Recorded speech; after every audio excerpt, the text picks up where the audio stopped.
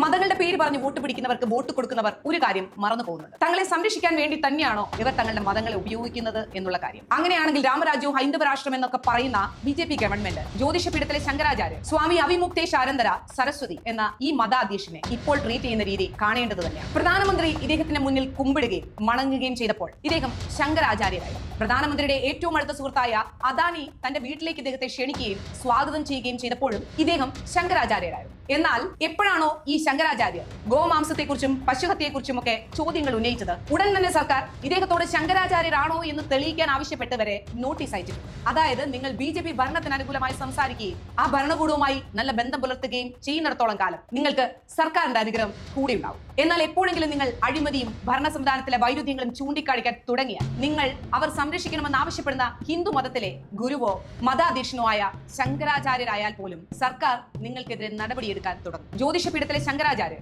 ഇപ്പോഴും സ്വന്തം ആശ്രമത്തിന് പുറത്ത് പ്രതിഷേധിച്ചിരിക്കുകയാണ്. അധികാരത്തോട് അടുത്ത് നിൽക്കുന്ന ആൾദൈവങ്ങളുടെ ആശ്രമങ്ങൾക്ക് മുന്നിൽ ഡിഫൻഡറുകളുടെയും പോർഷകളുടെയും മേഴ്സിഡസുകളുടെയും ഗതാഗത കുരുക്ക് അനുഭവപ്പെടുകയും അവർക്കായി നിയമങ്ങളും സൗകര്യങ്ങളും ഭരണകൂടം വഴിമാറ്റി കൊടുക്കുകയും ചെയ്യുന്ന ഈ കാലഘട്ടത്തിലാണ് നാം ഇത് കാണേണ്ടി വരുന്നത്. ഭരണകൂടത്തോട് വിയോജിച്ചു എന്ന ഒറ്റ കാരണത്താൽ ഒരു ഹൈന്ദവ ആത്മീയ നേതാവിനെ അപമാനിക്കുന്നതും അദ്ദേഹത്തിന്റെ സന്യാസിമാരെ വലിച്ചിഴക്കുകയും കയ്യേറ്റം ചെയ്യുകയും പുറത്താക്കുകയും ചെയ്യുന്നത് എത്ര വിരോധാഭാസമാണ്.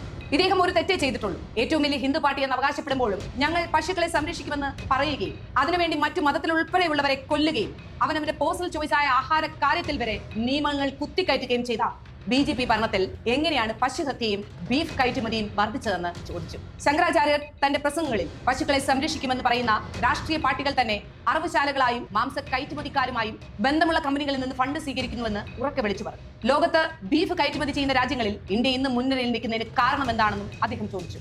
ഇന്ത്യയിലെ ഏറ്റവും വലിയ ബീഫ് കയറ്റുമതി കമ്പനികൾ ഇലക്ട്രിക് ബോണ്ടുകൾ വഴി കോടിക്കണക്കിന് രൂപയാണ് പാർട്ടിക്ക് സംഭാവന നൽകിയിട്ടുള്ളത്. കൗതുകകരമായ ഒരു കാര്യം എന്താണെന്ന് ചോദിച്ചാൽ ഈ കമ്പനികൾ പലരും ആദായ നികുതി വകുപ്പിന്റെയോ EDയുടെ അന്വേഷണം നേരിട്ടതിന് പിന്നാലെയാണ് ഇലക്ട്രിക് ബോണ്ടുകൾ വാങ്ങിയത് എന്നതാണ്. നിങ്ങൾ സ്ക്രീനിൽ കാണുന്ന ഈ ആളുകൾ തങ്ങൾ ഗോ സംരക്ഷകരാണെന്ന് ചമയുന്നവർ റോഡുകളിൽ ആണിതറച്ച പലകകളും ഇരുമ്പ് വലകളും എറിഞ്ഞ് ട്രക്കുകളും വാഹനങ്ങളും തടയാൻ ശ്രമിക്കും. ഉത്തർപ്രദേശിലെ മൃഗ കശാപ്പ് ശാലകൾ എവിടെയാണെന്ന് ഇവർക്ക് അറിയാൻ പാടില്ലാഞ്ഞിട്ടല്ല, എന്നാൽ അവിടെ പോയി എന്തെങ്കിലും നടപടിയെടുക്കാൻ ഇവർക്ക് ധൈര്യമില്ല. കാരണം ഭരണകൂടത്തിന് വേണ്ടി ജയ് വിളിക്കുക എന്നുള്ളത് മാത്രമാണ് ഇവരുടെ ലക്ഷ്യം. കശാപ്പ് ശാലകൾ സർക്കാരിന്റെയും രാഷ്ട്രീയ പാർട്ടികളുടെയും ഔദാര്യത്തിലാണ് പ്രവർത്തിക്കുന്നതെന്ന് ഇവർക്ക് നന്നായിട്ട് അറിയാം. ശങ്കരാചാര്യർ ഇതിനെതിരെയാണ് പ്രതിഷേധിക്കുന്നത്. അതുകൊണ്ട് തന്നെയാണ് അവർ അദ്ദേഹത്തിനെതിരെ തിരിയുന്നത്.